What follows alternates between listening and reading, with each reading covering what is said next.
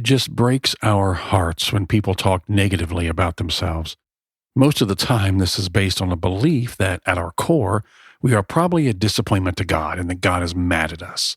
We've talked about how the message of Jesus has been distorted and replaced with these false lies that you are broken, that you need saved. That is not from Jesus or God, and we call bullshit. For us to understand how truly loved, how absolutely beloved we are, can change everything.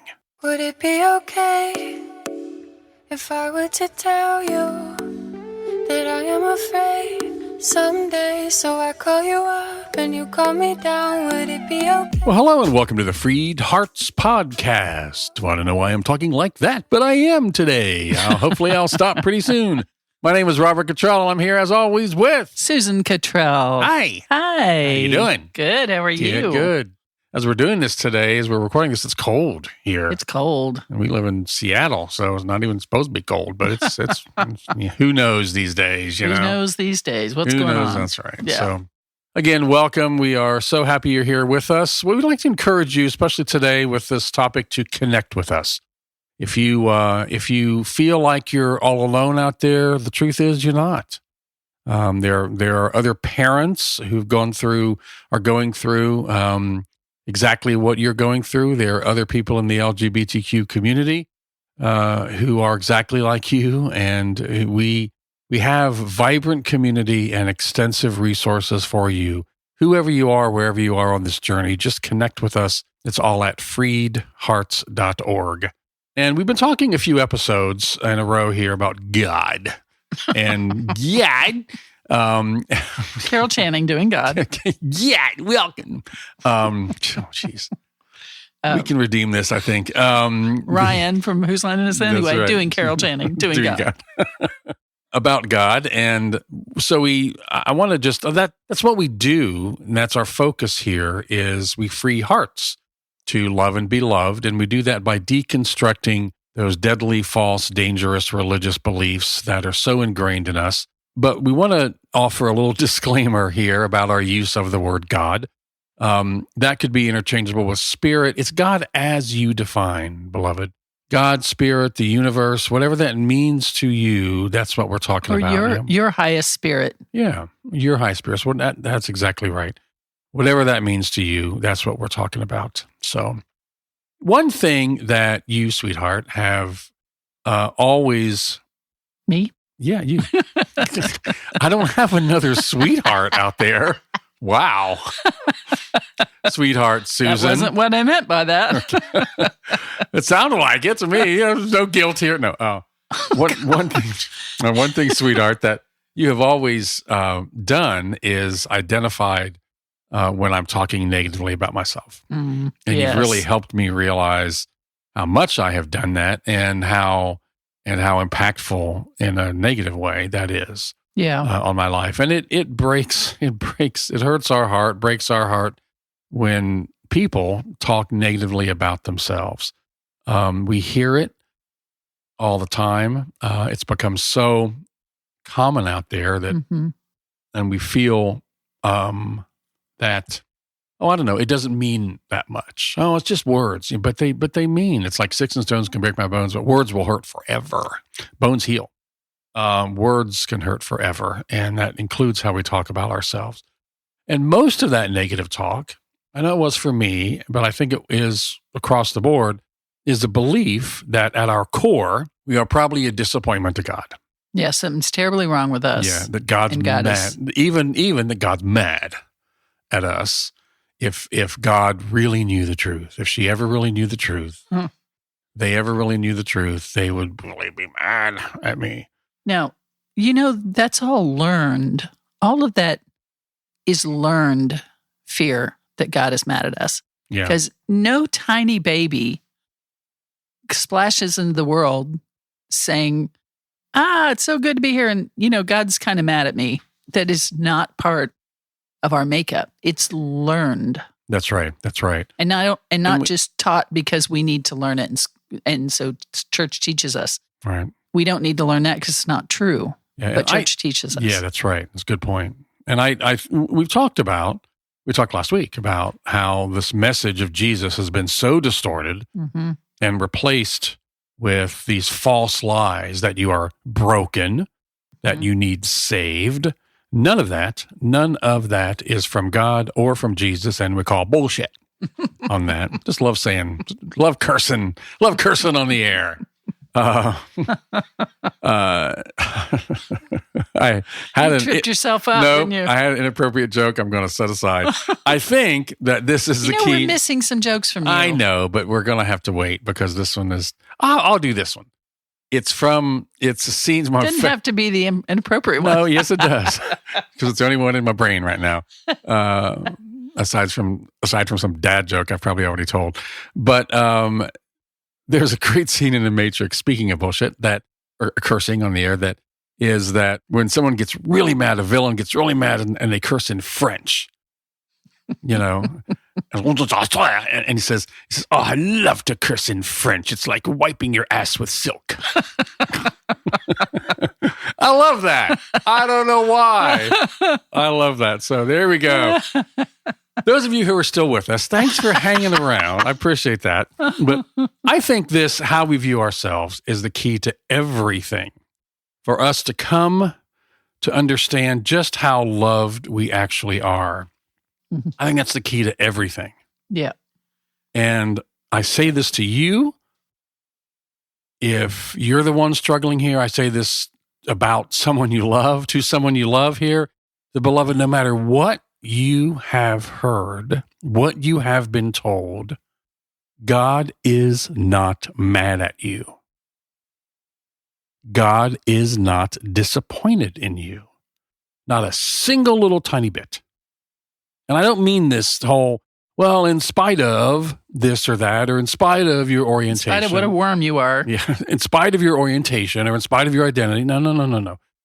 God created you the way you are. God harbors, again, define that as you will. Spirit, the universe, harbors no ill will or anger or even disappointment at you, because that's not how God works. That's right. Just not how any of this works. Do you remember that old commercial with the woman putting her pictures up on the wall and, unfriending people by taking people down because it's her taking the photos down? Yeah, taking the photos down. And her friend says, "It's not how any of this works." Yeah, all that. Yeah. And I'm here to tell you, too, that this is not how any of this works. That's right. And I know the Bible seems to support some of this rash anger from God. And the fundamental religious rules-based behavior-focused church has taught that for a long time. But there's a lot more to say about all that. But, we'll save some of that for future episodes. But much of that rash anger from God was written in a way and retold in a way, dare we say, made up to convey a message that allowed those in power to stay in power and to control people like you and me. Yep. People wouldn't do that with religion, would they? No. Yes. And that whacked, codependent, abusive God of the angry outburst is not the truth about God or spirit. It's not. We talked last week about how Jesus came to show the abused, beaten down, cast out outliers, just how worthy and beloved they are, and to expose the shame of the self-righteous religion. And remember, Jesus' message was for us to live and love as he showed us. And that's exactly how we experience the deepest spirituality.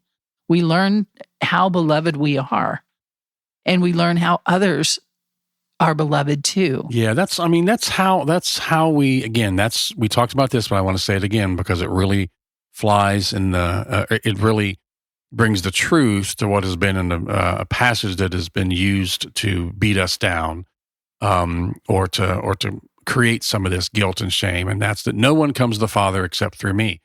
But the message there, and a more accurate translation of that, is that no one is the way to come to deep spirituality with God is to live and love as I do, as through my example. Mm-hmm. So to live and love that way, that inclusive, that standing, that that, being there for the outcast, other focused, loving unconditionally. That's how we experience deep spirituality. The most spiritual thing you can do, beloved, is to love yourself and love your neighbor. Yes, that's right. And when we learn how beloved we are, then it's much easier to learn how beloved other people are. Yeah. So if you boil that down a little bit, the most spiritual thing really you can do is love yourself, because that's where you can love your neighbor from. Yeah, it's got to start with that. Yeah. And it's funny. You can't love others if you don't love yourself. You just can't. So think about that there. If the narrative, the false narrative and teaching is that you're broken, God is mad at you, then naturally it's very easy to be susceptible to this us versus them mentality. That's the bigotry, the hate, because it's easy to hate, to reject, to dismiss other people. You know what I mean? Because you don't love yourself. Yeah. And you're right. You have to love yourself first. Yeah. This was never meant to be some kind of endurance test of how perfectly you can perform and trying to get you from here to there with as few mistakes as possible. No. That is such a distortion. It's just completely false. Yeah. Of what this whole journey was meant to be. Yeah, that concept of the mad God, the disappointed God, the sad God, that's a false view of God. False view of God and reality. Yeah. You know what, though? And it fits right in. It fits right in with the rest of this false narrative that you need to conform, stay in line, confess, come every Sunday, give 10%, whatever it is. Right. So you avoid God's wrath. That's the basis for a great relationship, isn't it? Right. To avoid God's wrath. And it fits right in with so many other lies and false teachings that basically want to convey the same message and honestly are at the core of the Christian religion. Some of these things that we would consider, beloved, we would consider the core of our beliefs are part of this false narrative. Yeah. And most box Christians don't understand this. Yeah. Because it's been too ingrained, and you can't even raise your hand and say, what am I broken? It's like heretic. Get out, and others don't have anything to do with them because they're of the devil. Again, they're of that. The devil if they don't think they're broken almost beyond redemption. Yeah. And so all of this is fear and intimidation of the person saying it and of those around them. So they're isolated when they say it, and people don't come to them because it's just all fear and intimidation, and it makes me makes me a little mad. Just a little mad. Just think about God is love. We say God is love. Well, what does that mean? I like to say God is love looking for a place to happen, and you are that place. Thanks. Oh. You are. Thanks. And God is love. That means God moves and lives and breathes, so to speak, in love. That's who God is. And so if you turn to God, if you say, God, do you love me? God's like, I am love. How would I not love you? Like, God is love. You walk outside when it's raining, you're going to get wet because it's raining, and God is raining love. Yeah. And that's all there is to it. And it just, if you're maybe perhaps a grammar nerd or something, I can say this. If you say, I hit the ball, my action of hitting is what's happening, and the ball is just receiving the action. Mm. And you are receiving the action of God's love. Do I hit the ball only if it's nice to me? Mm. No, I just hit the ball.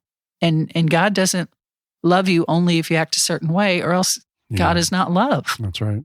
And we start teaching this stuff. Honestly, we start teaching this stuff to kids early on. Oh my gosh. I hear it I remember it in the Sunday schools and stuff like that, Yeah, the whole thing about, you got to make your bed so Jesus won't be mad at you. Oh, gosh. What? Oh, my gosh. Yeah. I know. Let's take a moment to all just go, oh my gosh. Well, and that seems so obvious maybe when you say it, but just think of all the different ways we say that. Jesus will be more happy with you if you do this and that and the other. Pleasing God. You will please God. You will please God. You'll be more pleasing God. This is not God's best. God, okay, this is acceptable. It's okay, but it's not God's best. That all is like this. So Jesus' emotional well-being turns on whether I am this or that or the other, whether I make my bed or whether I whatever. That's a heavy weight. That's a heavy weight. And how could that be? That we're in some sort of dysfunctional, codependent relationship. And so God would be just sort of angry, sad, distraught. Whatever it is, it's all not. The time. All the time. Yeah. Because look at people. True. Anywhere in the world you can find somebody who's making Jesus sad by their behavior. So what have you got then? That's not God anymore. That's right. That's not God anymore. And whatever that is, eats away at or completely destroys the truth that you are perfect, imperfectly perfect, perfectly imperfect, the way you are, that you are beloved and unconditionally loved the way you are. And this comes from, like, how many of us walked around as children with a parent that was easily incited into wrath. And everything's just fine, but, daddy come home and have fun. Usually we'll have fun unless he's in a mood. Don't wake unless daddy. He's pissed. Yeah. Unless he's had something to drink, all of that. And so you kids be on good behavior when that wrath of dad's had nothing to do with the kid's behavior. That's all on dad. Because they're just being who they are.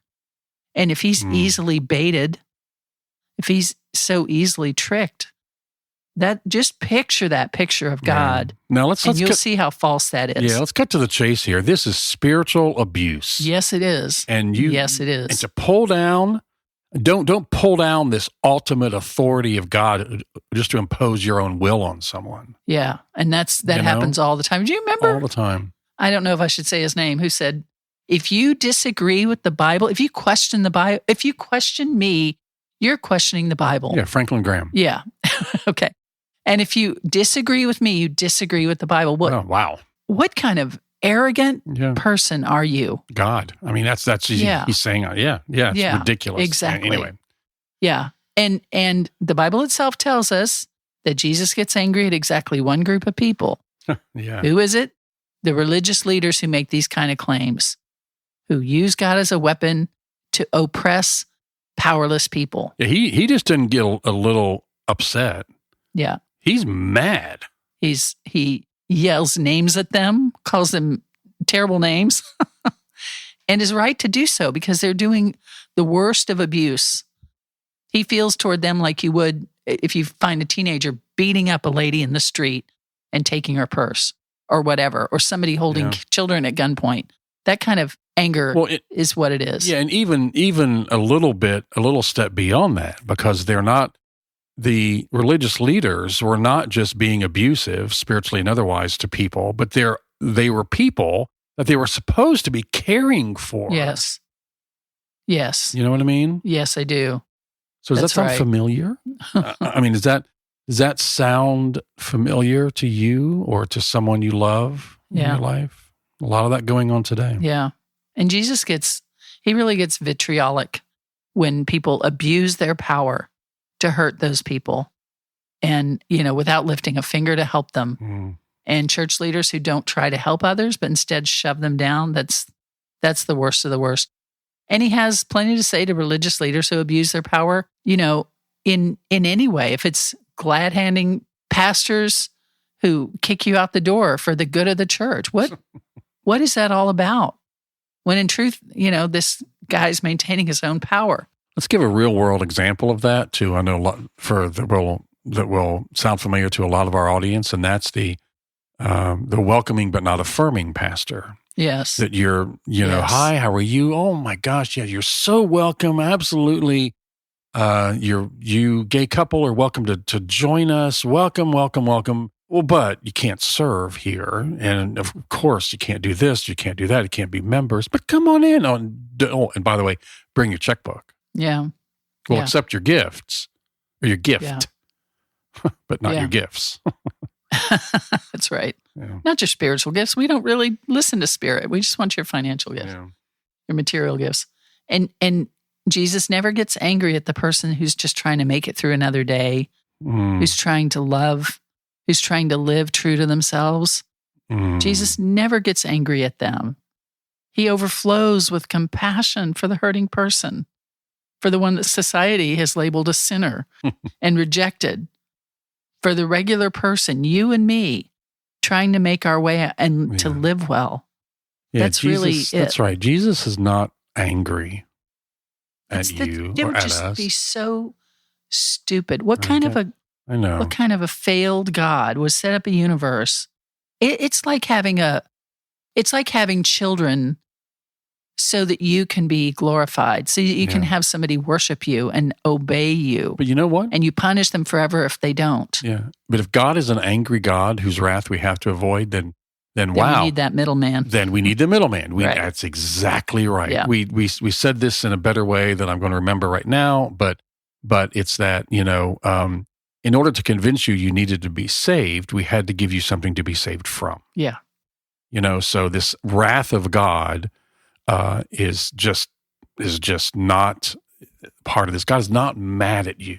The ultimate us and them, those who God accepts and those who doesn't, those who go to heaven and those who don't. So not only is God not mad at you, but God delights in you. And I just want to close today here by giving you some true things about you. Okay? Things you are likely not to have heard in church, but that, beloved, your heart so deserves to hear. This may be to you as someone who's part of the LGBTQ plus community, and it may be to you because you love, affirm, and support someone who is, or maybe it's to you simply because you've opened the box and are deconstructing these false religious beliefs.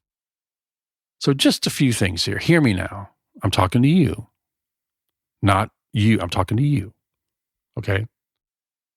You are courageous to follow your heart in the face of incredible condemnation. You are daring, so daring to be who you are in the face of fear and hatred and rejection. You are strong to listen to and stand on the truth of your heart. And you're strong to not bow down to family, societal, and church pressures. And you have a deep desire. This is a rare gift. You have a deep desire to love and be loved in a world that has devalued love. And if you just listened to that list and thought, well, I'm not standing up to my family. Well, I can't face them. Or in some way, in ways that is not you, it is you. Mm-hmm. It's you overall, even if you are afraid to face them. It's you who are doing everything that you know to reconcile who you are and to stand up when you can and to be safe. And you're standing up as best as you can. Just by listening, just by being here with us today, you are standing up and not bowing down to your family and societal pressures. Just by listening to this podcast. Yeah, and your pastor, old pastor, whatever. If that's all you're able to do now, okay, that's okay. You know what I mean? You're all good. Yeah. It takes a lot of courage to be who you are. Yeah. A lot of courage. Beloved, you are an inspiration to both of us. Mm-hmm. And you are an inspiration to more people than you know. Be an inspiration to yourself as well. Hear me now. Beloved, God is not mad at you and never has been. We'll talk to you next time. Bye. Would it be okay if I were to tell you that I am afraid someday, so I call you up and you call me down? Would it be okay? You've been listening to the FreedHearts podcast. We have extensive resources and vibrant community for you at www.freedhearts.org. www.freedhearts.org. Just come say hello. And if you have questions or issues or comments about the podcast, things you'd like us to talk about, reach out to us at podcast@freedhearts.org. The music is provided by Hannah Cottrell, our daughter, the Grammy-nominated Saint Sinner, and you can find out more about her at heysaintsinner.com. Please share this, subscribe, and follow on your favorite platform, and thanks for listening.